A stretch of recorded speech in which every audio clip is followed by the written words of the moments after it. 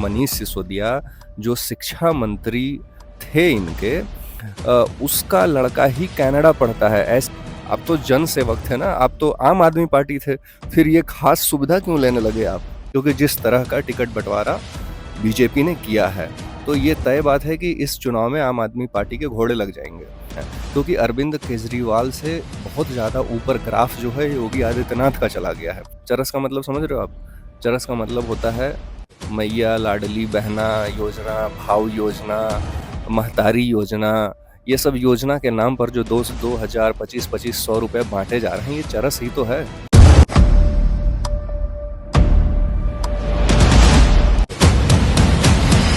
दोस्तों नमस्कार, स्वागत है आपका facts and politics YouTube channel पे।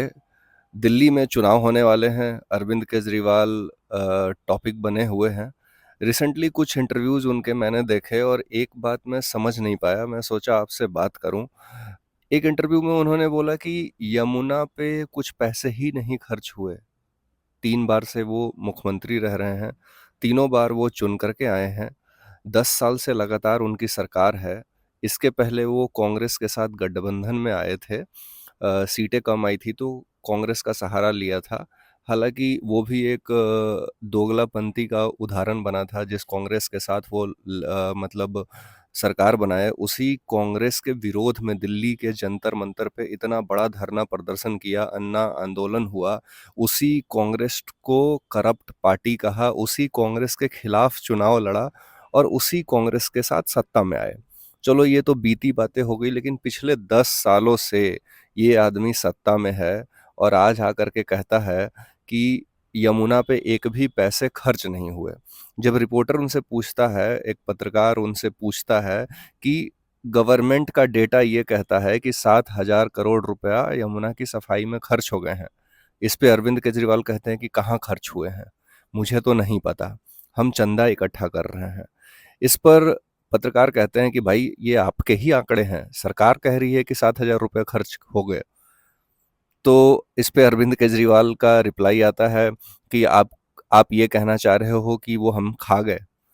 तो मतलब इस बंदे को खुद ही पता नहीं है कि यमुना के लिए करना क्या है या वादे क्या किए गए हैं, क्योंकि ये बंदा पिछले 10 साल से हर गली, हर नुक्कड़, हर चौराहे, हर प्रेस कॉन्फ्रेंस, हर मंच से ये कहता आया है कि यमुना को साफ करना है, यमुना की साफ सफाई की जिम्मेदारी मेरी है, एक बार मौका दे दो हम यमुना साफ कर देंगे। ये अब 13-14 साल से लोग सुनते आ रहे हैं, ठीक है। इसके ऊपर कोई ठोस जवाब आया नहीं, मतलब इस आदमी को कुछ पता नहीं है कि इसका विजन क्या है यमुना को लेकर के, कुछ अता पता नहीं है। दूसरी बात अब आते हैं शिक्षा पे। शिक्षा पे बात की गई, शिक्षा पे इन्होंने एक आंकड़ा दिया कि जो अब सरकारी स्कूलें हैं वो इतनी अच्छी हो गई हैं कि लोग प्राइवेट स्कूल छोड़कर सरकारी में दाखिला ले रहे हैं। हालांकि कॉन्ट्राडिक्टरी बात यह है कि मनीष सिसोदिया जो शिक्षा मंत्री थे इनके, उसका लड़का ही कनाडा पढ़ता है, ऐसी भी न्यूज सर्कुलेट हो रही हैं। कितना सच है कितना नहीं मुझे नहीं पता, लेकिन ऑनलाइन प्लेटफॉर्म पे ही ये पब्लिक डोमेन में है कि उनका लड़का कनाडा पढ़ता है। तो अगर शिक्षा मंत्री जो ये क्लेम करते हैं कि जो प्राइवेट स्कूल हैं वो अब खराब हो चुके हैं और सरकारी स्कूल प्राइवेट स्कूल को फेल कर चुके हैं, और जितने भी बच्चे हैं वो सरकारी स्कूल में जाना पसंद करते हैं क्योंकि टीचिंग क्वालिटी बहुत अच्छी है और इंफ्रास्ट्रक्चर बहुत अच्छा हो गया है। तो महोदय, आप शिक्षा मंत्री हैं, आप अपने बच्चे को कनाडा क्यों भेज रहे हो? लिखवाओ किसी सरकारी स्कूल में नाम, पढ़ाओ किसी सरकारी स्कूल से। क्यों वहाँ पे भेज रहे हो आलीशान ज़िंदगी जीने के लिए? यहाँ मिड डे मील मिलेगा, मिड डे मील खाएगा और सरकारी स्कूल में ले करके बसता जाएगा, सब बच्चों के साथ पढ़ेगा, आगे निकलेगा। आप तो जन सेवक थे ना, आप तो आम आदमी पार्टी थे, फिर ये खास सुविधा क्यों लेने लगे आप? तो इनकी दोगली राजनीति जो है अब जनता के सामने आ चुकी है, और भाजपा ने जिस हिसाब से इस बार टिकट का बंटवारा किया है ना, इनकी पतलून टाइट है। मतलब ग्राउंड लेवल पे इस बार ये दिख रहा है, चाहे मीडिया कितना भी हल्ला मचा ले, चाहे इनके गोदी पत्रकार जो आजकल गोदी यूट्यूबर बने हुए हैं वो कितना भी प्रोपेगेंडा फैला लें, कितना भी चाटुकारिता कर लें, कितना भी इनका चाट लें, इनके चाटने से कुछ नहीं होने वाला। क्योंकि बीजेपी अगर सत्ता में नहीं भी आती है तब भी आम आदमी पार्टी की घोड़े खोल के रखने की औकात उसकी इस चुनाव में है, क्योंकि जिस तरह का टिकट बंटवारा बीजेपी ने किया है। तो ये तय बात है कि इस चुनाव में आम आदमी पार्टी के घोड़े लग जाएँगे। अब क्यों लगेंगे? क्योंकि जनता एक तो परेशान है, ये जुमलेबाज हर बार आके कभी दिल्ली में कुछ भी अगर नेगेटिव चीज़ है, तो वो सेंटर पे डाल देता है, कुछ भी अच्छी चीज़ है, तो वो खुद को क्रेडिट ले लेता है। पंजाब में इसने पैसे देने की योजना जो है, जो महिलाओं को पैसा देने का योजना था, पंजाब में इसने अप्लाई नहीं किया है आज तक। घोषणा वहाँ भी की लेकिन अप्लाई नहीं किया। दिल्ली में फिर से ये लोगों को मूर्ख बना रहा है कि हम आपको ₹2500 दे देंगे। अब पंजाब में अभी तक तो वो स्कीम लागू हुई नहीं, कर्नाटका में कांग्रेस ने किया नहीं, तो भाई किस बेसिस पे अब जनता तुम पे भरोसा करे? और दूसरी बात ये है कि अरविंद केजरीवाल अ, अब उस लेवल को पार कर चुके हैं जहाँ जनता टॉलरेट करने के इनको मूड में है नहीं। अगर ये मान लो गलती से जीत भी जाते हैं तो इनकी सीटें इस बार बहुत कम आएँगी। ऐसा नहीं था कि अब अश्वमेध रथ एक बार जो दौड़ गया था, तो सुफड़ा साफ कर दिया था बीजेपी और कांग्रेस का, इस बार नहीं होने वाला है। और आम आदमी पार्टी का अपना कोई वोट बैंक नहीं है, ये कांग्रेस के ही वोट बैंक उधर ट्रांसफर हुए थे। अगर कांग्रेस वापस से दिल्ली में जिंदा होती है, तो आम आदमी पार्टी का सुफड़ा साफ होना तय है। और ये मोदी को हराने के लिए एक नहीं हुए थे, जो इंडिया गठबंधन बना था, ये अपना हित साधने के लिए बने थे। इनको फंडिंग की ज़रूरत थी, सरकार जो थी स्टेट लेवल पे भी इनकी नहीं बन रही थी, तब ये आए थे अपना वजूद बचाने के लिए, ना कि देश का विकास करने के लिए। तो अरविंद केजरीवाल जो आंकड़ा सरकारी स्कूल का दे रहे हैं, ये आंकड़ा तो दे देते हैं कि 12वीं में इतने पास हो गए, 10वीं में इतने पास हो गए। 8वीं और 9वीं का रिजल्ट आया था, लाख-लाख से ऊपर बच्चे फेल कर रहे हैं 8वीं और 9वीं में। एक आंकड़ा निकल के आया, रिपोर्टर ने ये भी सवाल पूछा, इसको कोई क्लू नहीं था। कहता है कि आप पहले बताते, 9वीं कक्षा के बारे में पूछेंगे तो मैं पढ़ के आता। अरे भाई साहब, तुम मुख्यमंत्री हो, दिल्ली चला रहे हो 10 साल से, तुम्हें आंकड़े ही नहीं पता? तुम्हें कुछ विज़न ही नहीं पता कि यमुना को लेकर के क्या वादे किए गए, क्या पैसे खर्च किए गए? तुम्हें यही नहीं पता कि 9वीं क्लास में कितने बच्चे फेल हो रहे हैं, 10वीं में कितने बच्चे फेल हो रहे हैं? तो फिर तुम करने क्या आए हो भाई दिल्ली में? सिर्फ मफलर बांध के खांसने के लिए तुम दिल्ली के सीएम नहीं बने हो ना, काम करने के लिए बने हो। जब तुम्हें आंकड़े ही नहीं पता, तुम्हें कुछ पता ही नहीं है, कितने गड्ढे भर गए, कितने नहीं भरे हैं, यही नहीं पता है। दिल्ली में बरसात के टाइम पे जो हाल होता है, वो पूरी दुनिया को पता है कि यहाँ पे क्या हाल हो रहा है। पॉल्यूशन का लेवल यहाँ पे इतना ऊंचा जा चुका है कि भाई यहाँ पे एवरेज आयु जो है आदमी की 5 साल कम हो चुकी है। इस पे इसका कोई विजन नहीं है। इन सारे सवालों पे इसने चुप्पी साध रखी थी। पॉल्यूशन की बात की जाए तो कहता है भाई मेरे कंट्रोल में नहीं है, मैं तो खुद ही ग्रसित हूँ। गड्ढों की बात की जाए तो कह रहे हैं गड्ढे भर गए हैं। तो भाई ये जल भराव जो हो रहा है बरसात के टाइम पे, ये फिर कैसे हो रहा है? या फिर हम ही अंधे हैं, हम ही देख नहीं पा रहे हैं? तो इस सरकार के पास अब कोई क्लू नहीं है। इन्होंने बस जो अन्ना आंदोलन की पॉपुलैरिटी थी उसको भुनाया और दिल्ली में सरकार बनाई। अब जनता को 10-12 साल से इन्होंने अंधे लेवल पे गुमराह किया हुआ है।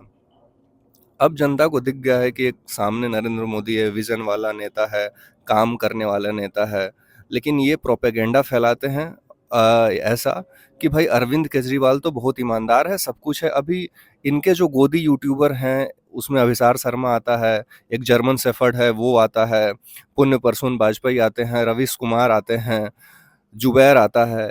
इन सब मिलकर यूट्यूब पे आपको ये बताने की कोशिश करेंगे, आपका दिमाग को डाइवर्ट करने की कोशिश करेंगे और ये बताने की कोशिश करेंगे कि भाई ये जो वोटर है, यूपी बिहार के फर्जी वोटर यहाँ पे आकर के रह रहे हैं, वोटिंग लिस्ट से नाम काटा जा रहा है, अरविंद केजरीवाल का शीश महल प्रोपेगेंडा है। ये सारी चीज़ें आपको बताया करेंगे ये, क्योंकि ये खुलेआम अब आम आदमी के पार्टी के लिए फील्डिंग कर रहे हैं। ये कुंभ के बारे में भी गलत बयानी दे रहे हैं, गलत नॉलेज दे रहे हैं। अभी जैसे कुंभ में एक आंकड़ा आया था कि इतने करोड़ भीड़ आ गई, तो उस पे अब उस पे रवीश कुमार का एक आप देखेंगे यूट्यूब चैनल पे भी उसने डाला हुआ है। वो कह रहा है कि क्या डेटा है, किसने डेटा को ये जारी किया है, किसने इस डेटा की ऑथेंटिसिटी क्या है कि इतने लोग इस कुंभ में आ रहे हैं एक छोटे से प्रयागराज नगरी में। तो ये देखो, ये क्लियरली पचा नहीं पा रहे हैं, क्योंकि अरविंद केजरीवाल से बहुत ज़्यादा ऊपर ग्राफ जो है योगी आदित्यनाथ का चला गया है। अब जब से योगी आदित्यनाथ इतने ऊपर चले गए, जो उनका ग्राफ बहुत हाई लेवल पे चला गया। आज स्टार प्रचारक भी बीजेपी के लिए वो बने हुए हैं। नरेंद्र मोदी के बाद सबसे पॉपुलर लीडर पूरे भारत में हैं, सबसे लोकप्रिय चीफ मिनिस्टर का तमगा हासिल किए हुए हैं। तो अरविंद केजरीवाल ना उनके सामने एकदम धूमिल हो गया है। अब ये जो गोदी यूट्यूबर हैं, रवीश कुमार जैसे लोग, ये इसको हजम नहीं कर पा रहे हैं, क्योंकि योगी ने इनके मुंह पे ऐसा जूता मारा है भिगा के कि जो जूते का निशान है ना, इनके गाल पे साफ साफ दिखता है जब ये रिपोर्टिंग करते हैं। तो इनके अंदर अब लाज शर्म तो है नहीं, ये नॉर्मल यूट्यूबर बन के अब प्रोपेगेंडा फैलाने के लिए रह गए हैं, क्योंकि कोई भी जो मीडिया हाउस है इनको तो इंटरटेन कर नहीं रही है, लात मार के बाहर कर दिया गया है। तो अब ये क्या कर रहे हैं, अपने विचारधारा वाली पार्टी को सपोर्ट कर रहे हैं और उसके लिए फील्ड तैयार कर रहे हैं। तो अब जनता को ये समझना है कि उसको विकास चाहिए या फिर चरस चाहिए। चरस तो सभी बांट रहे हैं, बीजेपी भी बांट रही है, कांग्रेस भी बांट रही है और आम आदमी पार्टी भी बांट रही है। चरस का मतलब समझ रहे हो आप? चरस का मतलब होता है मैया लाडली बहना योजना, भाव योजना, महतारी योजना।